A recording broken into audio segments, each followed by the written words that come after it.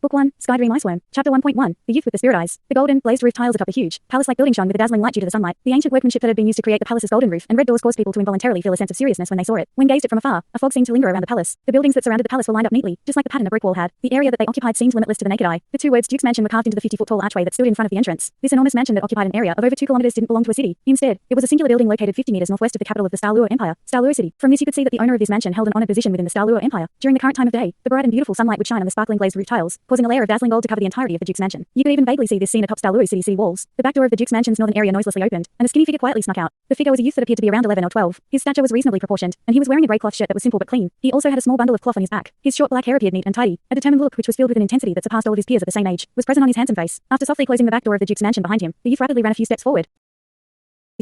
However, he suddenly stopped to look back at the Duke's mansion, his deep blue eyes brimming with hatred. Mother, watch me from the land of the deceased. No matter how hard I have to work, there will be a day when I return and trample everything here underneath my foot. Therefore, I'll honor you by changing my surname to yours. Huo. From now on, my name will be Huo Yuao. After finishing his sentence, he turned to face the Duke's mansion and gazed at it deeply. Then, he turned around and walked away without any second thoughts. He didn't head towards Douluo City, which was located to the southwest of the Duke's mansion. Instead, he went north. His tiny figure gradually disappeared into the distance as the strong midday sunlight shone on him. Although his body was skinny, the way in which he'd left didn't give off a helpless feeling at all. There were wide roads on all sides of the Duke's mansion. Huo Yuao continued to run forward, his eyes gradually turning redder and redder. Mother. The unwilling and unresigned look that his mother had as she passed away unconsciously appeared in Huo Yuao's mind, causing him to tightly clench his teeth. I have to become stronger. Mother taught me that a person can only rely on themselves. One can only live a better life if they are strong. Scenes from Huo Yuao's memory unceasingly flashed through his mind. Huo Yuao's mother had been one of the Duke's personal maids, and had grown up together with the Duke. A personal maid only existed for the simple sake of serving her master, but Huo Yuao had quietly appeared within his mother's belly one night, 12 years ago. She was pregnant for 10 months, before she finally gave birth one day. Despite what identity Huo Yuao's mother previously had, he was still the son of the Duke. Therefore, although his treatment within the palace couldn't be described as good, it still wasn't too bad. His mother no longer remained a maid, and relied on her child's nobility to obtain a courtyard for herself. As such, everything should have continued without any trouble, but who could have known that disaster would arrive so soon? The Duke went to war as a representative of the Douluo Empire, leaving all of the mansion's internal affairs to the Duke's wife. The Duke's wife already had 2 sons and a daughter, and she treated anything that could affect her children as things that needed to be suppressed. Things were quite good for Huo Yuao and his mother while the Duke was in the mansion, but when he left, the mansion became the world of the Duke's wife. Furthermore, she was the favorite daughter of the Douluo Empire's current emperor. Huo Yuao's mother had grown up beside the Duke, resulting in her being heavily doted upon by him. Thus, she was always envied by the Duke's wife. Once the Duke left, she immediately became the main target for the Duke's wife. Using the excuse that Huo Yuao's mother had contracted an infectious disease, she chased them to the servants' wooden sheds, which were located at the back of the mansion. Furthermore, she cut away all their current sources of income. Huo Yuao was only 2 when this happened. Huo Yuao's mother didn't have a healthy body from the start, thus the arduous lifestyle that they had to live in caused her body to gradually collapse. What's more, the servants under the control of the Duke's wife would frequently suppress her, causing her to suddenly die from her illness when Huo Yuao was 10. 4,000 years ago, the Douluo continent collided with the Sun-Moon continent, which had drifted over due to the Western Ocean. This resulted in the Douluo continent's landmass being greatly expanded, but also caused the frequency of wars on the Douluo continent to increase.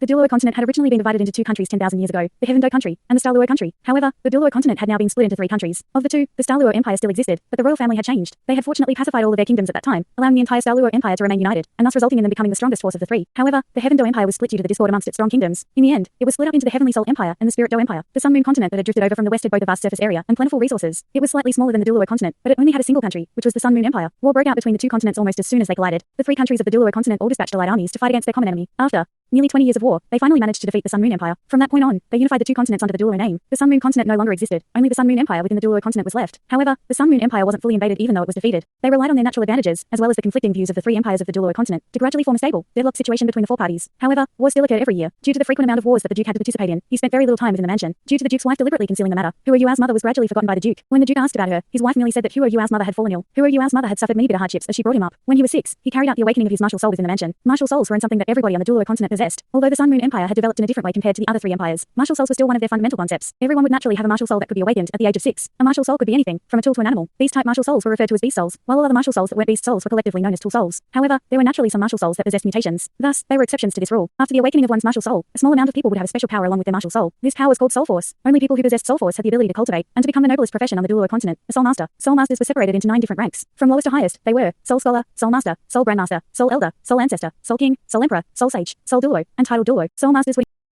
masters would increase in power as their soul rank increased. If one managed to reach the highest level of the title Douluo rank, one would have the terrifying ability to both move the mountains and seas, as well as even shift the stars. People who were between the 1st and 10th rank of soul force fell underneath the category of soul scholar. When someone's martial soul was awakened, their innate soul force would signify their talent towards becoming a soul master. As such, a person with greater talent would have a greater cultivation speed. If one had 10th ranked soul force after their martial soul had awakened, they would be a gifted person with innate full soul force. That person would thus be referred to as a genius soul master. A genius soul master would have great accomplishments in his life as long as his martial soul wasn't too bad. Although Huo Yuao was the son of the Duke, he hadn't inherited a powerful martial soul from the Duke. If he had, the Duke's wife would have had to report his martial soul to the Duke, regardless of whether or not she liked him. From then on, Huo Yuao and his mother's destiny would have also changed. changed. Unfortunately, an extremely rare mutation appeared in Huo Yuao's martial soul. He possessed the spirit eyes. Outside of the two main categories of martial souls, there was an extremely tiny subcategory that were known as body souls. The martial soul that they awakened would be a part of their body, such as an arm or a leg. Almost all body souls were extremely strong, but the probability of them appearing was extremely small. It could be said that they were existences above both beast souls and tool souls, and because of this, they were greatly valued whenever they appeared. Unfortunately, Huo Yuao's martial soul was an exception to this. His spirit eyes martial soul had naturally appeared in his eyes. Furthermore, it was also an extremely rare spiritual type martial soul. Under normal circumstances, Huo Yua should have become greatly valued. Unfortunately, there were 2 points that had restricted his development. When he'd awakened his martial soul, his innate soul force had only been at the first rank. Thus, it could be said that his talent was quite poor, which meant that his cultivation speed would definitely be extremely slow. The second point that had restricted his development was even more fatal. Not only were spiritual type martial souls rarely seen, spiritual type soul beasts were also extremely rare. Whenever a soul master's cultivation reached the 10th soul rank's bottleneck, they would need to kill a soul beast that was compatible with their martial soul, and then would need to use its soul ring to break through it. Not only were soul rings required to break through a bottleneck, but they would also give soul masters a skill. This was also one of the origins of a soul master's strength. Combined, these two factors practically doomed Huo Yua to have no achievements during his lifetime. However, he was still the Duke's son in the end. Thus, he still managed to obtain a simple soul force cultivation method. Even the children of some servants within the Duke's mansion were capable of reaching the 10th soul rank, and could become soul masters within 3 years of awakening their martial soul. However, Huo Yua had reached the age of 11 this year. He'd already cultivated for 5 years, yet his soul force had only barely reached the 10th soul rank. Furthermore, he'd worked 3 times harder than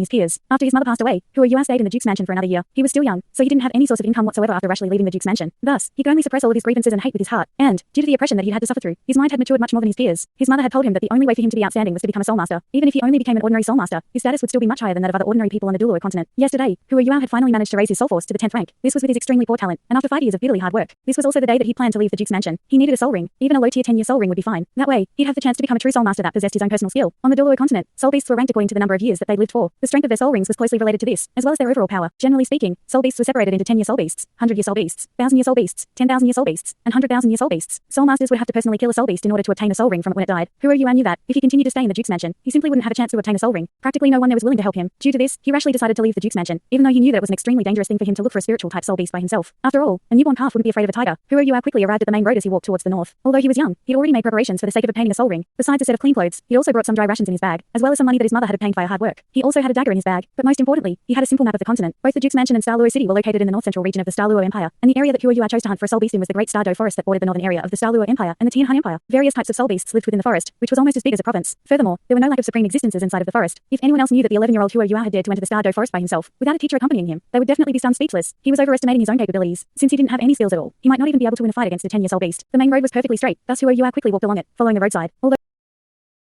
Although he was young, he was still a 10th rank soul scholar. His physical strength was much greater than a normal adult's. Huo Yua gazed far into the distance as he walked forward. If one would carefully look at him, they would see that his deep blue eyes had instantly become much clearer, and that there faintly seemed to be light flashing inside of them. Ever since he awakened his spirit eyes, Huo Yua had discovered that his vision exceeded that of an ordinary person's. At a relatively close distance, he could see many minute details that ordinary people were unable to clearly see. At a longer distance, the range of his vision was over twice the distance of an ordinary person's. The strength of his vision had also unceasingly increased in combination with his soul force level. The changes that had appeared as his cultivation increased made his trust in his mother's words increase. A soul master. I must become a soul master. Mother once said that I would become a control system battle soul master if I was able to obtain a soul ring. It's not that my martial soul is bad, but that my talent is poor. Thus, I'll just work harder and cultivate longer than other people do. Huo Yua cultivated as he advanced forward, supported by this resolute conviction. When he was thirsty, he'd look for some spring water. When he was hungry, he'd eat some of the rough biscuits that he brought along with him. Other than hurrying forward on his journey, he would sit down and meditate. The fact that he could actually advance 300 miles in a single day, at his age, was nothing short of a miracle. However, he only had 7 silver soul coins and 5 copper soul coins him, which caused him to be extremely frugal with his money. Ever since the war between the Douluo continent and the Sun Moon continent had ended, the continent had undergone thousands of years of changes. The currency used was now completely unified. 1 gold soul coin was equal to 10 silver soul coins, which was equal to 100 copper soul coins. When he was young, his mother had sometimes quietly taken him outside of the Duke's mansion to look for some fruits and wild herbs in the forest to eat, simply for the sake of giving him a better meal than normal. Thus, the amount of plants that Huo Yua recognized was fairly high. Many times, he couldn't even dare to buy some cheap biscuits, so he had to resort to looking for some food in the woods beside the road as he traveled along. Although Huo Yua had the guidance of a map, this was still the first time that he left the vicinity of the Duke's mansion. Due to this, he couldn't avoid losing his way a few times, and he had to continuously ask for the help of other people to find the correct route to his destination. This was the so-called reading 10,000 books is not as good as traveling 10,000 miles. He felt like he'd learned a lot of things after only a few days. His mood had also improved a lot without the oppression and restrictions that were usually imposed within the Duke's mansion. The interesting things that he'd seen so far during his journey caused him to be endlessly excited. He was still young after all. After his body had recovered, he didn't feel tired while traveling. On the contrary, it could be said that he was a bird who'd left its cage. This was the first time that he'd had fun after his mother's passing. I've been walking for 6 days. I should get there soon. Huo Yua carefully inspected the paper map in his hands, and then looked in the direction where the trees by the roadside pointed to. He determined that he was already very close to the Great Douluo forest. Huo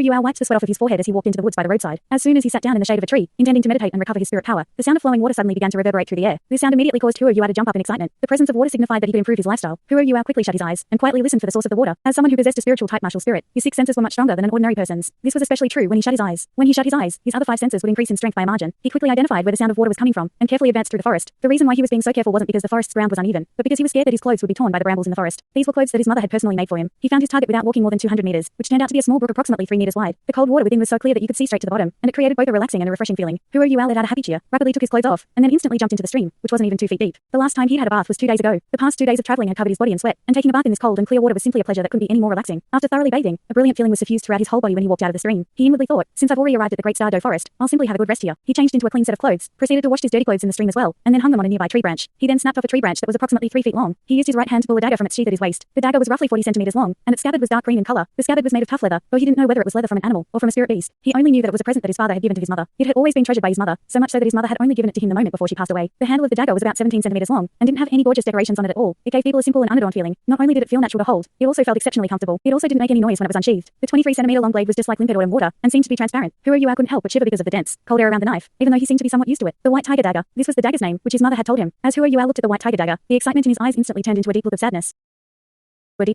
He seemed to see his mother's figure in the blade's reflection, holding the branch that he'd just snapped off in one hand. Huro Yuao used the white tiger dagger to shave the front of it. When the blade, which was releasing a faint blue light, cut into the tree branch, it felt like cutting through tofu. After 2 or 3 cuts, the front of the tree branch had been sharpened. He sheathed the white tiger dagger at his waist, and walked back towards the stream with the sharpened branch in hand. After taking a deep breath, his eyes immediately lit up. All of the minute details in the clear water were magnified within his eyes. He was now able to see the minute changes in the water's ripples. Even the small shrimps that lay in between the cracks in the ground at the bottom of the river couldn't escape the notice of his spirit eyes. Furthermore, everything seemed to slow down as he looked at it. Suddenly, Huro Yuao made a lightning-fast move, and stabbed the sharpened branch he was holding into the stream. When he raised his hand back up, and turned the tree branch upwards, a half-feet-long mackerel had appeared on the tip of it. To ordinary people, stabbing a fish was definitely something that required technique. However, this was something extremely easy for Huro Yuao, who had the aid of the spirit eyes to help him accurately determine the position of the fish. A single small fish was naturally not enough for him. After a few moments of casual labor, he'd stabbed 10 mackerels that varied from 17 centimeters in length to 33 centimeters in length. This is good. It can last me for 2 days at the least. It won't rot very easily if I roast it too. Huro Yuao happily squatted down next to the stream, and used the white tiger dagger to gut the mackerels. The sharp white tiger dagger easily managed to cut through the fish, no matter if it was its scales, chest, or belly. This was no problem at all to Huro Yuao, who'd been doing manual labor with his mother since he was young. The 10 fish were all gutted after 15 minutes. He looked for some big leaves in the forest, and rinsed them off in the river. Then, he placed the gutted fishes on the wet leaves. After that, he found some dry twigs to use as firewood, and started a fire next to the stream after a moment of work. Huro Yuao only had salt available as a seasoning, but that was enough for something like roasted fish. He stuck the clean mackerels onto a thin branch, and rubbed some salt into their bellies. Then he took some leaves known as purple basil out of his bag, which he'd gotten in the forest a few days ago. He washed and separated the purple basil before pushing it into the bellies of the fish. Only after this did he start to roast the fish on the grill that he'd created using some thick branches. It didn't take long for an unusual smell to spread from the fire that he'd created. The smell was very heavy, and it contained a certain attraction that belonged solely to it. As Huro Yuao slowly rotated the mackerels, they gradually turned golden. This, accompanied with that heavy aroma, was exceptionally enticing. At first, he only roasted 2 of the fish, and set aside the others. If he had roasted too many of the fish in one go, it would have been quite easy for problems to occur while he was controlling the fire. How fragrant!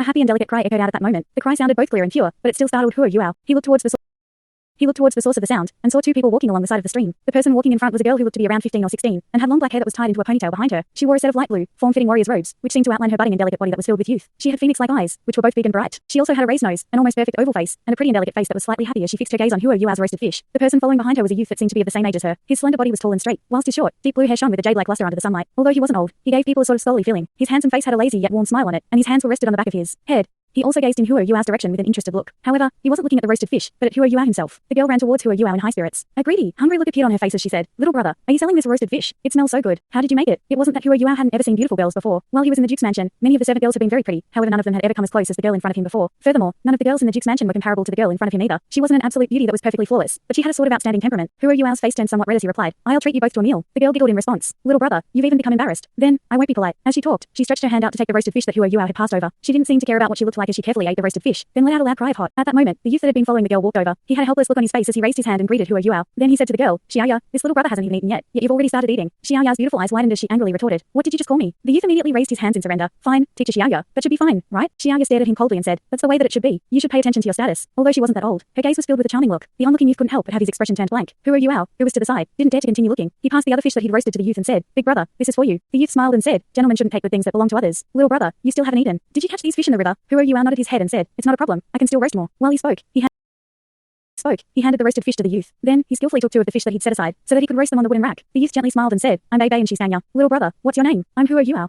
he replied whilst carefully roasting the fish. During his journey, he'd met many travelers while sleeping outdoors, and had also received a lot of help from them. Thus, he hadn't hesitated to give Tanya one of the fish he'd roasted when she asked. The past few days had taught him the fact that people had to mutually help each other while they were outdoors. Bei Bei sat next to Tanya. The way he ate the roasted fish was much more graceful than Tanya's. At the very least, his hands weren't fully stained with oil. By the time Huro Yuao had finished roasting the second batch of fish, Tanya was already impatiently waiting. Under Bei Bei's helpless gaze, she snatched another roasted fish. However, Bei Bei was unwilling to eat another fish, thus he motioned for Huro Yuao to eat first. Huro Yuao was already hungry, so he ate the other fish while continuing to roast more. Although the seasonings used on the roasted fish were only salt and purple basil, the roasted fish's taste was extremely delicious, and although the 10 fish weren't that big, their size together was still quite large. All of the fish were eaten by the 3. "This is simply too tasty. I've never eaten such a delicious roasted fish before. Little brother Huro Yuao, how about I hire you as a chef, okay?" Tanya lay down on the grass and stretched in satisfaction. Her curves were completely exposed, but she didn't seem to mind at all. Bei Bei scratched his head whilst looking at her, but didn't do anything about it. "Do you have any money, teacher Xiaoya?" Bei Bei asked, splashing cold water on her idea.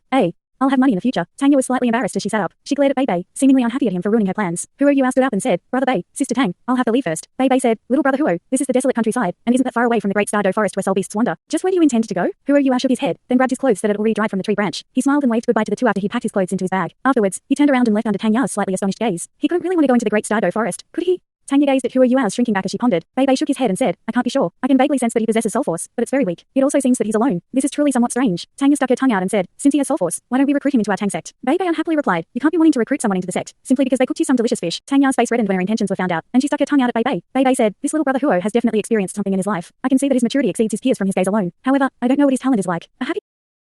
A happy expression suffused on Tanya's face as she replied, since you're putting it like this, does that mean that you've agreed? Bei bitterly smiled, sect leader of the great Tang sect, Miss Tang. Before you took me in as a disciple, the Tang sect only had you, and you alone, as its leader. Therefore, since your ambition is to strengthen the Tang sect, it's only natural that we recruit suitable people. This little brother Huo looks like a rather steady and calm person. If his talent is passable, he's a suitable choice. And from the clothes that he's wearing, his family circumstances shouldn't be too good. Thus, our Tang sect can recruit this kind of disciple now. Tanya looked at Bei with a slightly curious gaze as she said, you're actually quite crafty. I couldn't tell that at all. Bei stood up and brushed the dust off of his clothes as he replied, this is simply called being astute, but calling me wise is fine too. Let's go.